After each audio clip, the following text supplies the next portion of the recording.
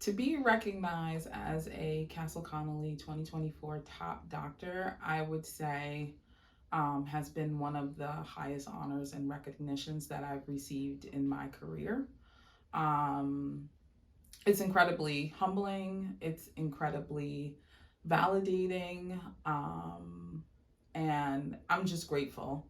I know how hard I work every day. I know that I give 110, 150, sometimes 200% to the care that I provide for my patients. And a lot of times in medicine, you don't get the good feedback. You don't get many thank yous. You don't get told you're doing a good job, but you get told when someone is not satisfied on a fairly often basis. And so to receive this honor from Castle Connolly specifically is just it's amazing. I really can't put it into words beyond that.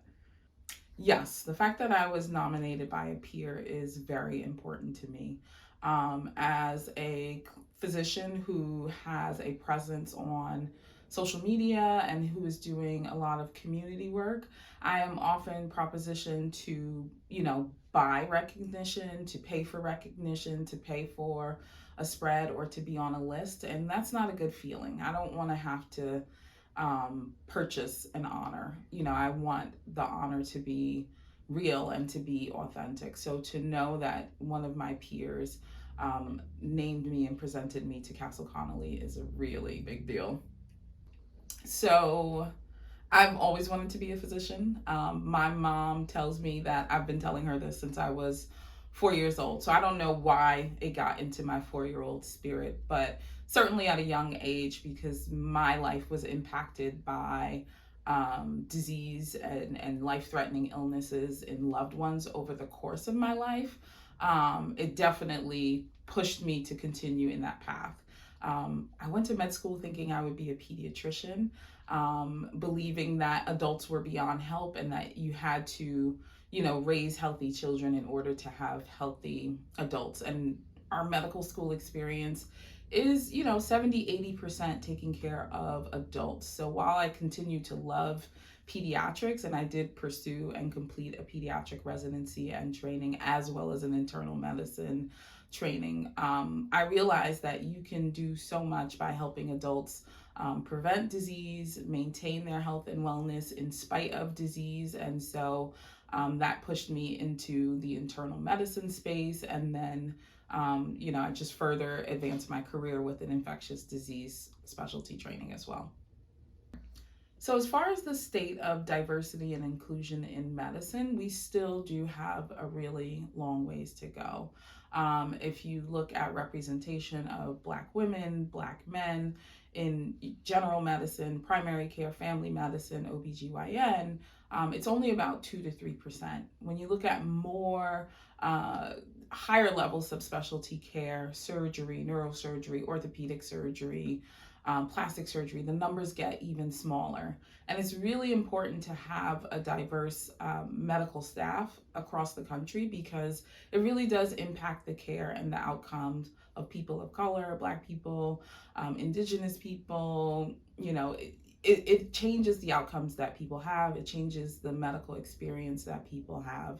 And it's been proven. There's tons of data that shows that when children or infants are taken care of by Black pediatricians, they do better. They have better survival. Even the presence of a Black physician in a community, even if they're not taking care of the patients, changes outcomes. So we need more patient-centered care. We need more community-centered care, and people need to be able to seek care from people who look like them, who relate to them, who know the sort of backstory without say. And we need to continue to partner with our white counterparts in order to make sure that we are all providing care that is patient-centered, patient-focused, and centers on people's diverse experiences. So my background and experiences definitely contribute greatly to how I'm able to care for patients. It's one thing to have the book knowledge. It's one thing to be able to make a diagnosis, but having been a breast cancer patient myself and having gone through multiple surgeries and medication side effects and to still be in the process of navigating what it is to live with a chronic medical condition while trying to maintain my care and parent and have a relationship and all of the things that life requires of you. I definitely have a greater level of understanding and just even more compassion and empathy for what my patients are going through. And it makes a difference when I'm able to say to a patient, I get that, I relate to that, I understand that your fatigue is not a thing that you can sleep off or just have a cup of coffee. It doesn't work that way. I understand that, you know, it weighs heavy on you and it impacts every aspect of your day, and we're going to figure out how to work on that. So it takes away this aspect of care where you're having to convince the patient that you understand or that you're hearing them. And so that has been an experience that, although I'm not glad that I have it, I have been able to reframe that experience and make it work for my patients. So there's so much great advice to give to any aspiring doctor, but especially for underrepresented minorities in the medical space. I would say, you know, definitely seek mentorship.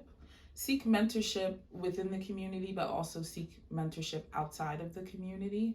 And, you know, really look at who you're hanging out with. You know, if you're the smartest person in your crew, if you're the most successful person in your crew, then you need to move on from those friends, or you need to invite more people into your circle. Definitely don't study alone. You know, you go further together, and you can always learn something from anybody, from everybody, you know, so you just have to have your ears and eyes tuned to that. But definitely mentorship.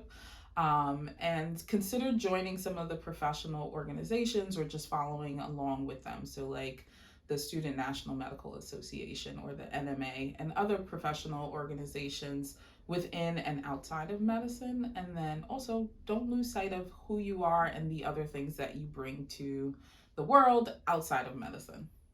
Yeah, so I was first partnered with Hugh through the Susan G. Komen Health Equity Revolution. And so we were connected through my breast cancer experience and my breast cancer advocacy work. And like so many other areas in medicine and in healthcare, we see that Black patients and patients of color experience disparate outcomes. And so Hude has been present in the online health space and the digital health space in trying to, you know, inform, educate, and empower our community to make us more aware of some of the disparate outcomes that we experience as a group.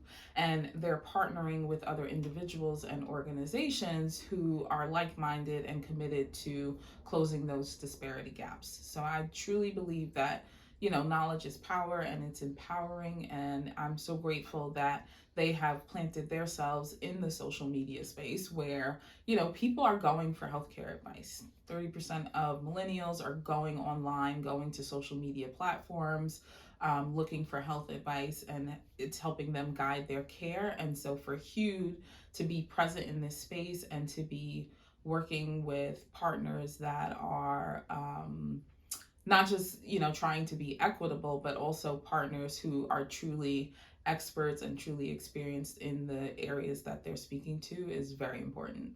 So some of the things that I am up to besides being a triple board certified physician is being a breast health advocate.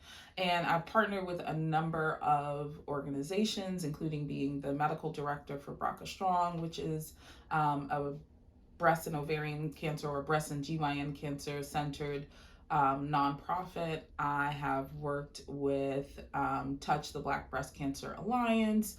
I've worked with For the Breast of Us, which is one of the first nationwide organizations to support women of color nationwide through a breast cancer diagnosis.